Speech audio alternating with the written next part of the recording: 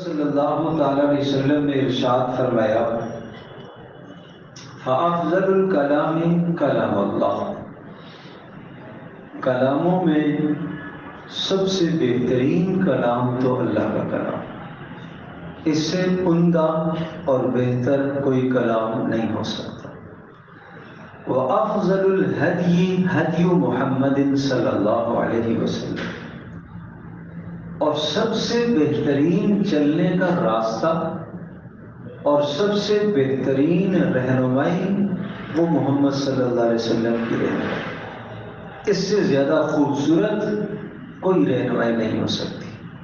زندگی کے کسی بھی موڑ پر پیارے نبی صلی اللہ تعالی علیہ وسلم سے عمدہ اور بہتر رہنمائی کوئی نہیں کر سکتا۔ آپ یہ نہیں کہہ سکتے کہ تجارت میں اگر میں اس طرح سے چلتا تو شاید بہتر ہوتا، کھانے پینے میں سنت چھوڑ کر میں کسی اور طریقے کو اختیار کرتا تو شاید بہتر ہوتا، نہیں۔ اللہ اکبر۔ وَأَفْضَلُ الْهَدْيِ هَدْيُ مُحَمَّدٍ صلی اللہ تعالی علیہ وسلم، سب سے بہترین سب سے افضل رہنمائی وہ محمد صلی اللہ تعالی علیہ وسلم کا طریقہ ہے۔ وَشَرُّ الْأُمُورِ مُحْدَثَاتُهَا، اور معاملات میں سب سے بدترین چیزیں کیا ہیں؟ محدثاتها، نئی نئی پیدا ہونے والی چیزیں، نئے وجود میں آنے والے فتنے جن کو انسان نے دین کا حصہ سمجھ کر دین کے اندر گڑ لیا ہے، یہ تو بدعت ہے۔ وَكُلُّ مُحْدَثَةٍ بِدْعَةٍ، اور دین کے اندر اس طرح سے کسی چیز کو گڑنا اور اس کو ثواب سمجھ کر کرنا، یہ بدعت ہے اور یہ سب سے بدترین چیز ہے۔ پھر ارشاد فرمایا فَلَا يَطُولَنَّ عَلَيْكُمُ الْأَمَدُ، امیدیں تمہارے اوپر لمبی نہ ہوں، لمبی امیدیں نہ ہوں، بڑی امیدیں، کل کی، پرسوں کی، سال کی، 4 سال۔ آپ کی امیدوں کا یہ حال تھا، ایک طرف سلام پھیرتے تھے، دوسری طرف سلام کی امید نہیں ہوتی تھی، شاید اس سے پہلے روح قبض ہو جائے، شاید اس سے پہلے روح قبض ہو جائے۔ ایک سجدہ فرماتے تھے تو دوسرے سجدے کی امید نہیں ہوتی تھی، شاید اس سے پہلے روح قبض ہو جائے۔ وَلَا يُلْهِيَنَّكُمُ الْأَمَلُ، اور اسی طرح سے تمہیں لمبی امیدیں غافل بھی نہ کرتے۔ فَإِنَّ كُلَّ مَا هُوَ آتٍ قَرِيبٌ، ہر آنے والی چیز قریب ہوا کرتی ہے، ہر دن آدمی اپنی موت کے قریب ہو رہا ہے۔ أَلَا وَإِنَّ الْبَعِيدَ مَا لَيْسَ آتِيًا، جو چیز وجود میں ہی نہیں آتی، جو آنے والی نہیں ہے، وہ ہے دور، باقی قیامت آنے والی ہے، موت آنے والی ہے، ہر آنے والی شے قریب ہے۔ الا وان الشقی من شقی فی بطن امہ وان السعید من بعث بغیرہ، سن لو بد نصیب وہ ہے جس کی بد نصیبی کا فیصلہ ماں کے پیٹ میں ہو جاتا ہے، اور سعید اور سعادت مند وہ ہے کہ جو دوسروں سے عبرت حاصل کرے۔ الا وان قتال المسلم کفر وسبابہ فسوق، خوب سمجھ لو مسلمان کے ساتھ لڑنا تو کفر ہے، اور مسلمان کو گالی دینا تو بہت بڑا گناہ ہے۔ مسلمان کے ساتھ لڑنا تو کفر ہے اور مسلمان کو گالی دینا تو بڑا گناہ ہے۔ وَلَا يَحِلُّ لِمُسْلِمٍ أَن يَهْجُرَ أَخَاهُ فَوْقَ 3 أَيَّامٍ، کسی مسلمان کے لیے یہ جائز نہیں ہے کہ وہ اپنے مسلمان بھائی سے 3 دن سے زیادہ ناراض رہے، اسے قطع تعلق کر لے، حَتَّى يُسْلِمَ عَلَيْهِ إِذَا لَقِيَهُ، ہاں نہیں بولتا تو کم از کم ملاقات کے وقت سلام تو کر دیا کرے۔ آمنا سامنا ہو تو سلام تو کر دو.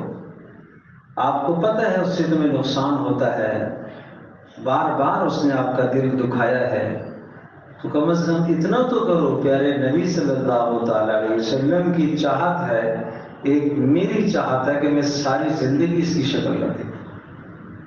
ایک میری چاہت ہے کہ یہ میری شکل کے سامنے، میری نظروں کے سامنے نہ آئے.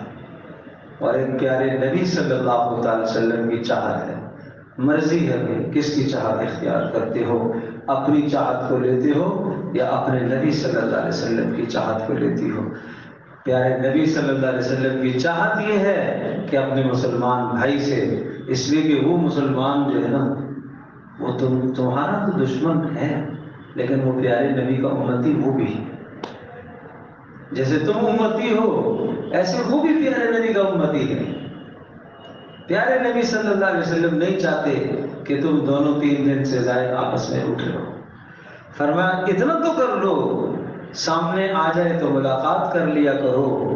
وَيُجِيبُهُ إِذَا دَعَاهُ، اور اگر وہ سلام کر دے تو تم جواب دے دیا کرو، یا وہ تمہاری دعوت کر دے تو تم دعوت کو قبول کر لیا کرو. وَيَعُودُهُ إِذَا مَرِضَ، اور اگر بیمار ہو جائے تو اس کی بیمار پرسی تو کر لیا کرو. اتنا تو قطع تعلق تو نہ کرو، اتنا تو نہ روٹھو. اگر بیمار ہو جائے تو بیمار پرسی تو کر لیا کرو.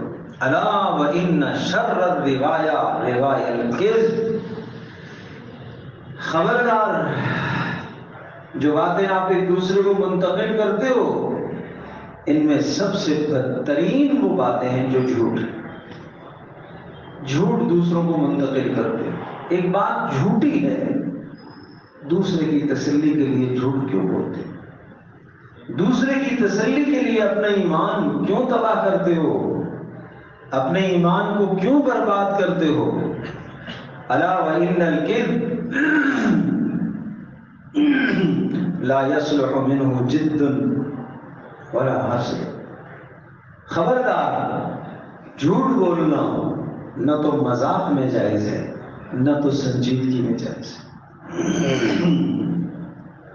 ہم تو جھوٹ بول کے کہہ دیتے ہیں جی میں مذاق کر رہا ہوں.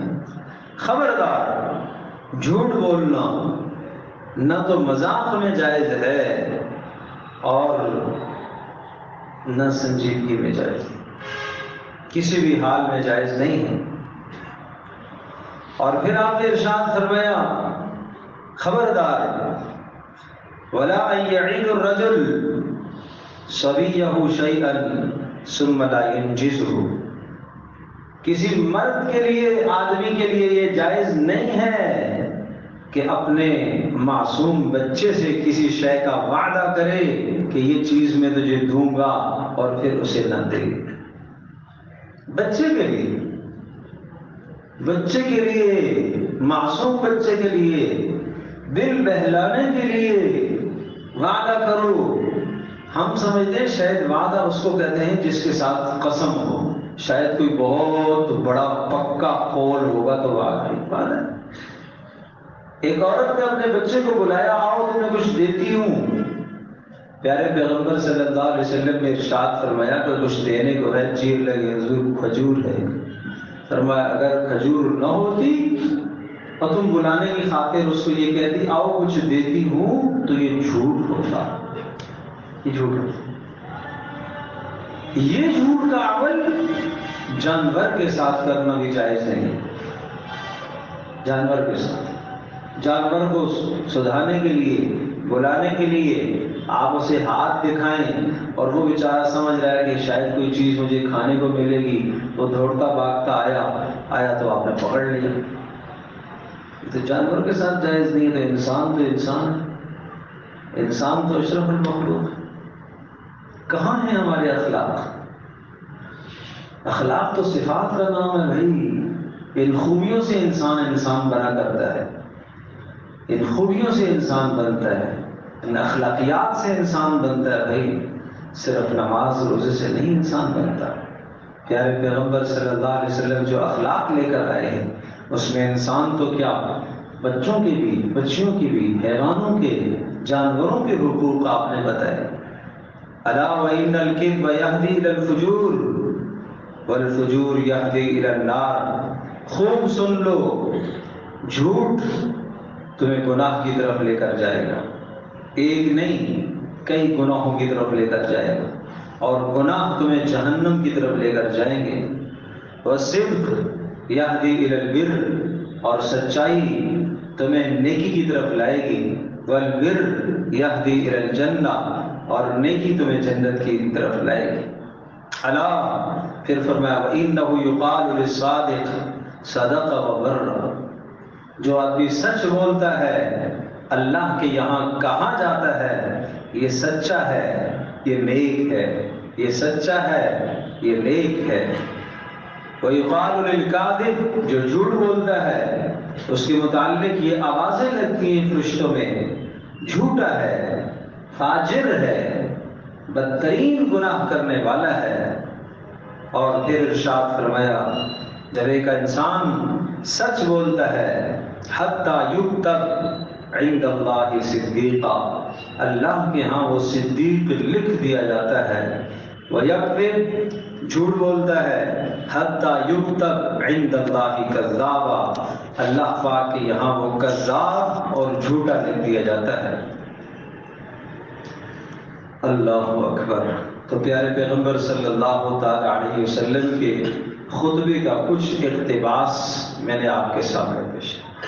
ایک ایک جملہ، ایک ایک کلمہ آدمی کے دل کو چھونے والا ہے، ایک ایک کلمہ آدمی کے دل کو لگنے والا ہے. اگر آپ کو عربی کی لذت اور عربی کا لطف اور عربی کی فصاحت اور بلاغت کا اندازہ ہو تو پھر یہ جملے مت پوچھیے، پھر یہ جملے کس طرح سے آپ کے دلوں کو چھوئیں گے اور نقش ہوں گے دلوں پر، اور کیسے اثر انداز ہوں گے. بہرحال پیارے پیغمبر صلی اللہ علیہ وسلم کی بڑی قیمتی نصیحتیں، بڑی قیمتی نصیحتیں، یہ ہم سب کی ضرورت ہے. ہم ان پر عمل کریں اور بار بار سنیں اور بار بار سنیں اور روزانہ سنیں. یہ زبان، یہ آواز میری ہے، یہ بات ان کی ہے. یہ آواز میری ہے بھائی، یہ بات ان کی ہے، یہ بات ان کی ہے. صلی اللہ علیہ وسلم، صلی اللہ علیہ وسلم. اللہ پاک مجھے بھی، آپ کو، ہم سب کو عمل کی توفیق عطا فرمائے.